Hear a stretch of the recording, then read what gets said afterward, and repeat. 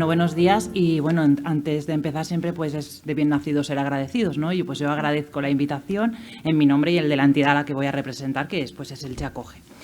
Y Elche Acoge dentro de la federación de la red Acoge, que pues bueno, estamos a nivel nacional, no solo en Elche. Me gustaría recordar el dato que se ha venido comentando durante estas jornadas, y es que las mujeres representan la mitad de las 200 millones de personas que viven o trabajan fuera de sus países de nacimiento. Y es un dato bastante grande, pero que sigue siendo un número y que no llegamos a asentarlo en nuestro imaginario.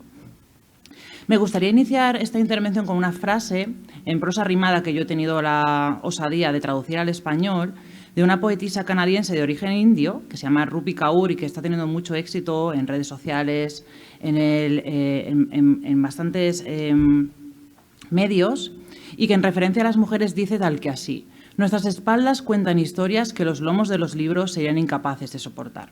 Las mujeres, pues, las que vienen hacia nuestro país, ese viaje que emprenden y que luego van a ser nuestras vecinas en nuestra localidad, en nuestra comunidad de vecinos, que van a ser otras mamás dentro de las reuniones del cole, de nuestros hijos, pues no es un viaje sencillo, no es un proceso sencillo en absoluto. Ayer se comentó y estuvimos hablando de que es verdad que nos movemos porque tenemos derecho a movernos. Y debemos seguir moviéndonos si así lo consideramos, pero es cierto que en algunos casos hay personas que no se quieren mover y que tienen que moverse por las circunstancias, se ven obligadas a hacerlo. Por tanto, este viaje en la gran mayoría de casos no se va a iniciar por placer, es una migración forzosa, forzada por la amenaza, la opresión de otras personas, que pueden ser personas que ostentan poder estatal o no. A veces en muchos países latinoamericanos, por ejemplo, es la propia policía la que extorsiona a las personas que están siendo perseguidas o que tienen que salir del país. Son ellos los que recuerdan el que, oye, has venido a hacer una denuncia, pero recuerda que tienes 24 horas para irte de aquí. También puede ser forzadas por las circunstancias del país, pues hambrunas, conflictos armados, crisis económica, desastres naturales también, realmente. Y esto está un poco a la orden del día con lo que está pasando en La Palma. Por experiencias vitales también complicadas que comprometen las posibilidades de desarrollo personal, de desarrollo afectivo, laboral, tanto de las propias mujeres como el futuro de sus hijos. No son pocas las mujeres que llegan porque teniendo un buen estatus en su país, una buena situación en su país, pero que han tenido hijos que tienen enfermedades graves, dificultades, discapacidad y que allí pues no van a tener la atención que podrían tener aquí. Y para tenerla aquí tienen que sacrificarlo todo. En definitiva, muchas veces esta partida se inicia por situaciones forzadas, aunque la salida sea pausada, sea planificada o la tengan que hacer a toda prisa porque tengan una persona encañolándolas frente a frente. Con la salida se inicia un recorrido que, lejos de ser una carrera de fondo, parece que decimos que van a ver la meta cuando lleguen al país de acogida, como puede ser España. Yo siempre suelo decir que esto no es una carrera, es un triatlón, ¿vale? Porque no vale solo con superar la prueba de nado, la prueba de travesía del mar. Esa no es la parte más difícil, aunque sí lo es, porque muchos ponen en riesgo su vida, sino que luego toca correr y toca pedalear. Y además por un terreno que es desconocido, porque no saben a dónde han llegado. Y además es como una gincana sorpresa, porque la mayoría de veces no saben lo que les espera. Por tanto, no se preparan ni físicamente ni emocionalmente para lo que les llega cuando llegan a nuestras costas.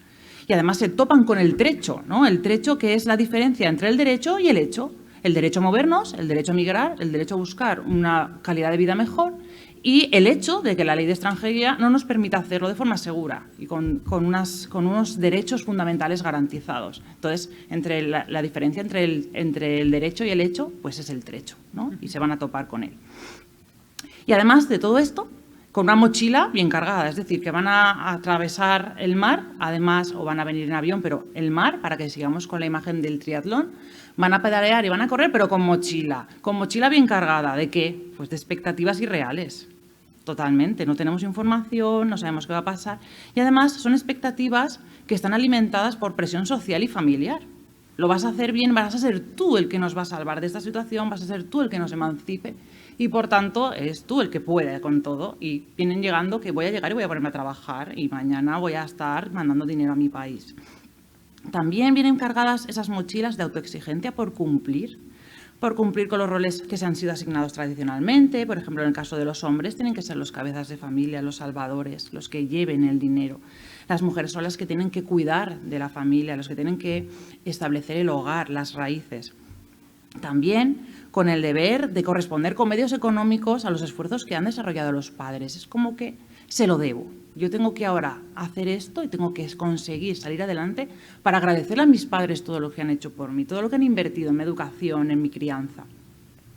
También muchas veces esa mochila viene cargada de mucha necesidad de validación externa, de que alguien les diga que merecen ese respeto, que merecen ese amor, que se lo han ganado, lo han conseguido y por fin son personas de pleno derecho a ojos de las personas de su sociedad de origen, sobre todo. También viene cargada esa mochila de responsabilidad, sobre todo si vienen acompañadas de sus hijos o embarazadas, de miedos, de traumas que no han podido atenderse ni sanarse porque no hay tiempo, hay que correr, como decías, con el reloj súper acelerado, ¿no? Además de dolor, de nostalgia, de pérdidas de personas, de pérdida de futuro, de pérdida de plan de vida. E incluso pues incluyendo la propia identidad que se pierde por el camino, la ilusión, la inocencia. Realmente cuando yo hablo con personas en esta situación, con mujeres, les explico qué es el duelo y les cuento que esto es como si su vida se hubiera muerto realmente, y perdonar que sea tan vulgar en ese aspecto tan directa.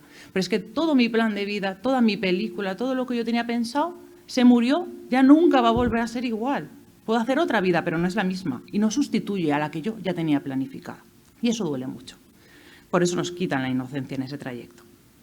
Entonces, parafraseando un poco de nuevo a esta autora que os comentaba antes, en referencia a los países de acogida, ella dice que no tenemos la menor idea de lo que es perder nuestro hogar con el riesgo de que nunca encontremos un hogar nuevo, teniendo nuestra vida entera dividida entre dos tierras, convirtiéndonos en el puente entre dos países. Y eso me parece que es una realidad constante, ¿no? Y que, por desgracia, todavía hay mucha gente pues, que no es capaz de percibir.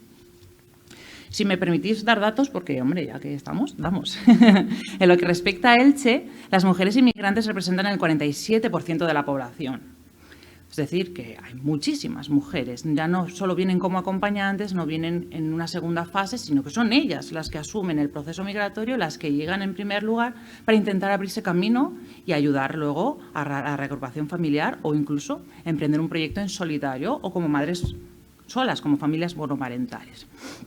Teniendo en cuenta los datos del Servicio Valenciano de Empleo, el paro incide especialmente en estas mujeres, ya que pues, representan más desempleo y peor progresión. Muchas de ellas vienen muy bien preparadas, han dejado atrás negocios, han dejado atrás estudios universitarios, preparación, estatus, y de repente se encuentran pues, teniendo que aprender de nuevo pues, a cuidar de una persona mayor, a cuidar de niños, a hacer limpieza, cuando a lo mejor tenían medios económicos para que alguien hiciera la limpieza para ellas en casa. Con lo que es un cambio bastante drástico y que muchas veces choca con su propia identidad y con lo que ellas esperaban.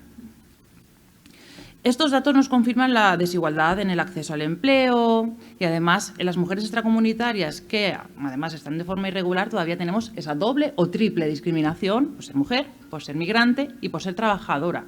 Trabajadora en este caso de forma irregular. Si además añadimos pues, características étnicas, idioma, raza, pues ya toda la discriminación que queramos. Además, estas mujeres, además de trabajar o buscar el trabajo, como hablábamos, suelen ser responsables de los cuidados familiares y de las tareas del hogar, con lo que conlleva dobles y triples jornadas y mucha dificultad para conciliar la vida laboral que necesitamos para subsistir con la vida familiar. De hecho, imaginaos, en 2020, en plena pandemia, las mujeres no solo tenían que cuidar de sus familias, buscar alimentos para poder seguir subsistiendo, buscar cómo pagar en alquiler estando en pandemia, todos en casa, y además tuvieron que convertirse en maestras, porque las escuelas cerraron. Entonces tenían que ser maestras de sus hijos, educadoras, artistas, animadoras, todos los roles del mundo encerradas en 4 paredes y muchas veces en 4 paredes de una habitación, ni siquiera de una vivienda completa. Con lo que esto, la sobrecarga, el estrés, la ansiedad, el malestar, pues ha ido subiendo.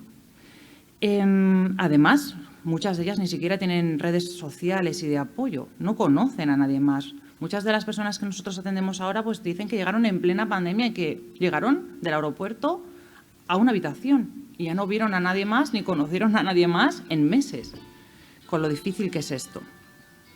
Por tanto, además, en este proceso en que no puedes conciliar o debes conciliar a marchas forzadas, pero no puedes hacerlo porque tienes niños a cargo, tienes que trabajar, tienes que buscar cómo subsistir, Además, ¿qué va a pasar aquí? Pues que se van a descuidar el autocuidado siempre, porque no hay tiempo para cuidarnos, no hay tiempo para ver si me duele algo, si me encuentro mal, si no duermo bien o si no como, no hay tiempo para eso.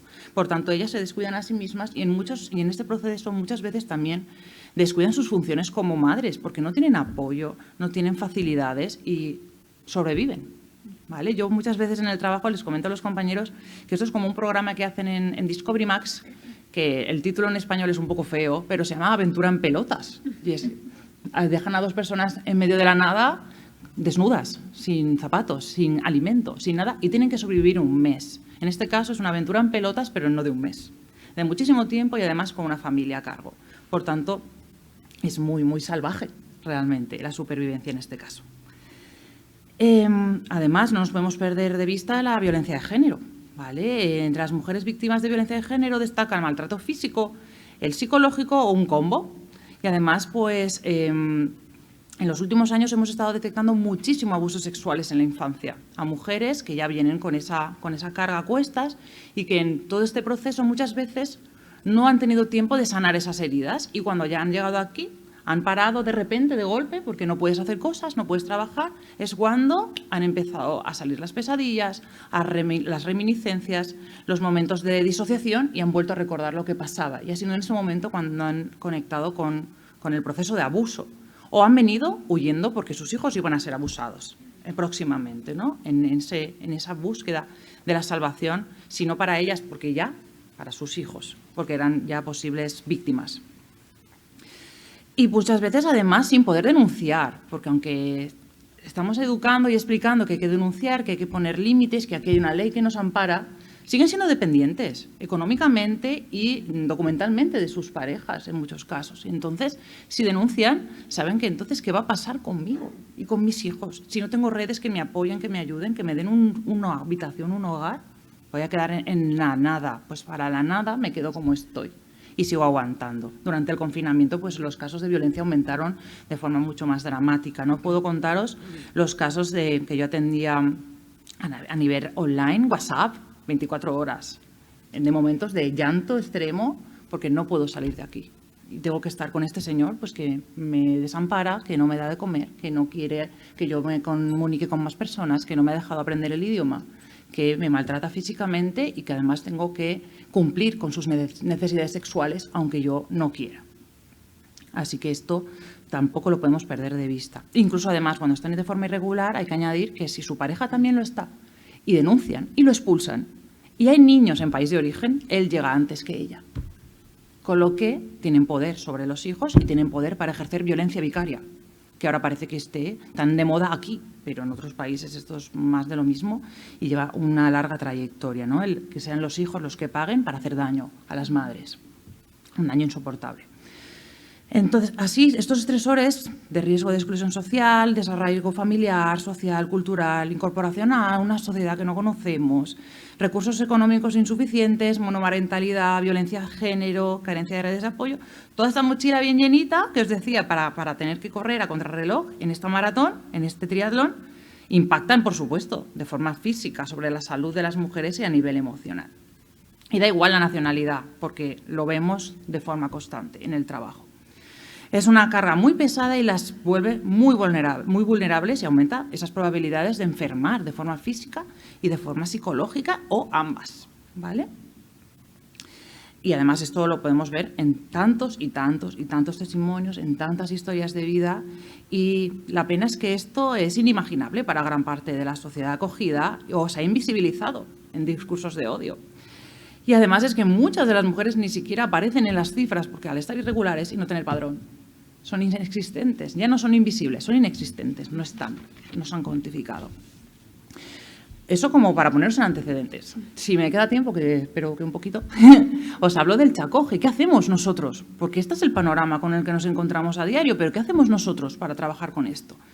Pues nosotros, el Chacoge, además junto con la red Acoge, lo que hacemos es trabajar en pos de la integración y de la calidad de vida, de facilitar herramientas para que las personas que están en situación más vulnerable puedan generar un nuevo plan de vida lo mejor posible. Por supuesto, con un enfoque de género transversal que vamos a aplicar desde el primer momento hasta el último en todas las áreas. Da igual que estén trabajando con un abogado, que con un trabajador social, o estén en clases de repaso o en aprendiendo castellano. Da igual, la perspectiva de género es para todos igual y estamos continuamente reinventándonos y estudiando y formándonos para que esta perspectiva nunca se nos pase de vista y nunca se nos vaya de foco, porque es muy importante. En nuestro proceso de atención, desde la primera acogida, cuando llega la persona a recepción, a pedir una cita, ya estamos con ese foco pendientes de recoger las necesidades que expresan, pero también las necesidades que no expresan, porque normalmente vengo a buscar trabajo, vengo a regularizar mi situación, pero detrás hay más cosas que cuando me encuentro más tranquila, más cómoda, en una situación como de tú a tú, soy capaz de bajar un poco la barrera o correr las cortinas y mostrarte lo que pasa, aunque sea de una manera muy sutil, porque además en muchas ocasiones está mal visto. Que yo muestre mi vulnerabilidad o que mi marido se entere que yo he dicho lo que he dicho, ¿vale? Porque pues está mal visto. Entonces nosotros en ese momento vamos a recoger las necesidades, vamos a detectar las necesidades que no nos están contando y vamos a validar este proceso, vamos a validar a la persona y a darle legitimidad, porque hasta ahora nunca han escuchado decir que, oye, qué duro lo que has pasado, ¿no? Qué mal, qué injusto lo que estás pasando. Esta frase nunca la reciben, es como, oye, ¿de qué te quejas? Vamos, tienes que seguir. Pues no, allí nos paramos y, oye, qué duro esto que estás contándome, ¿no?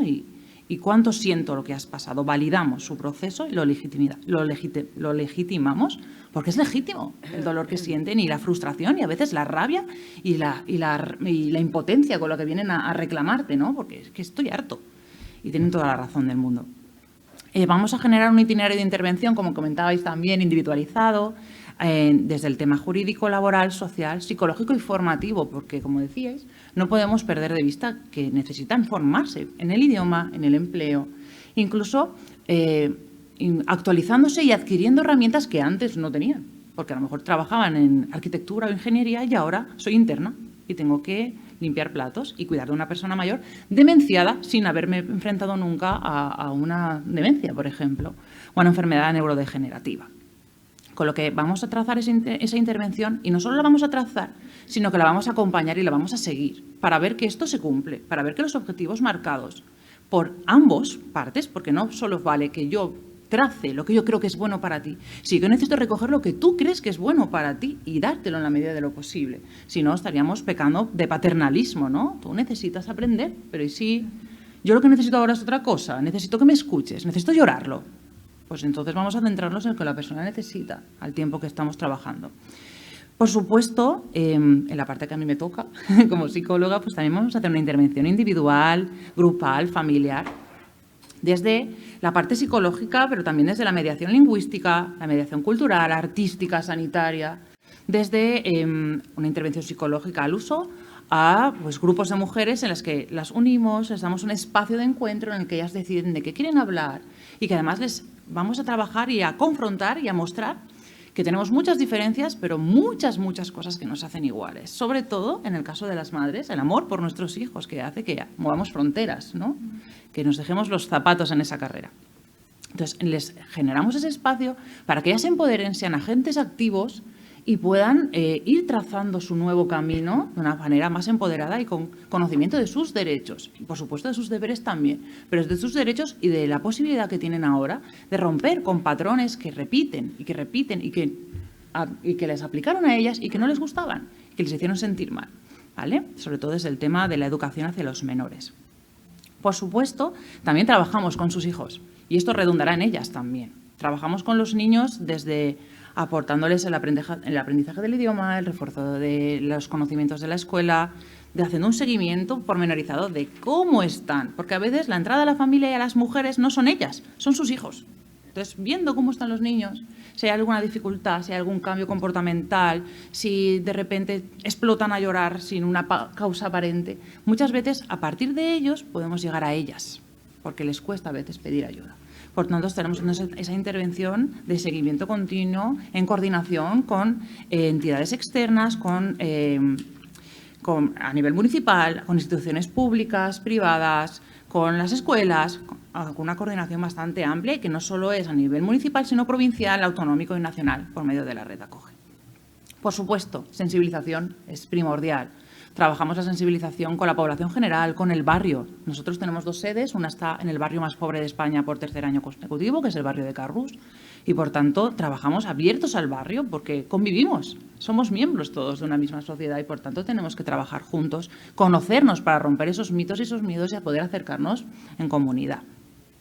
Por supuesto, incidencia política. Tenemos que seguir llevando hacia arriba lo que está pasando en la calle. ¿Qué pasa si una persona no se puede empadronar? Tenemos obligación de denunciar este tipo de cuestiones para que muchas veces bajen a la calle y vean, y escuchen testimonios y se den cuenta de que no es todo tan fácil, ni son solo números. Detrás de esos números son personas. Como nosotros, todos somos personas, con sentimientos, con necesidades. Y muchas veces nos perdemos en los números y por eso tenemos que trabajarlo y subirlo hacia arriba y lo hacemos de forma continua. Y en principio, seguro que me dejo cosas porque somos un equipo grande, modesto pero grande, ¿vale? Unos 23 personas trabajando en 2 sedes, un centro de refugio, haciendo un trabajo de acompañamiento continuo, de seguimiento en pro de las personas migrantes y de la sociedad ilicitana, por qué no decirlo, para todos juntos, porque todos somos una sociedad. Seguro que me dejo cosas por el camino, pero si os apetece en la ronda de preguntas, pues podemos ampliar.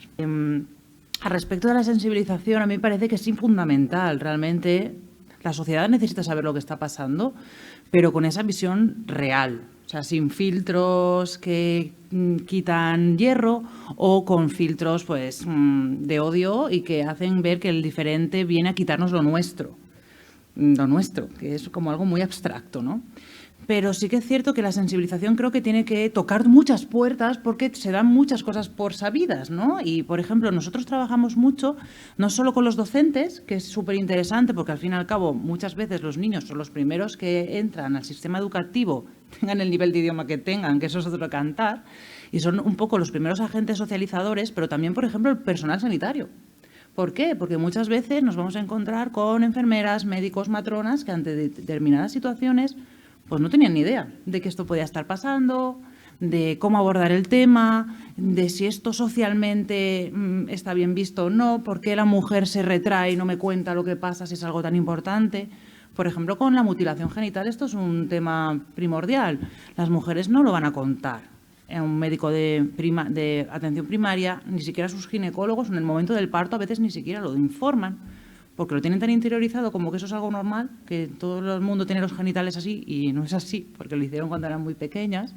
Entonces, el personal sanitario muchas veces no sabe cómo abordar esto y no sabe que otras muchísimas prácticas perjudiciales para las mujeres, que nosotros también nos sometemos a prácticas perjudiciales aquí, también bastante negativas. Allí lo llaman mutilación, aquí lo llamamos pues bueno, un blanqueamiento o una reconstrucción vaginal, ¿no? Porque nos apetece ser como niñas de 12 años.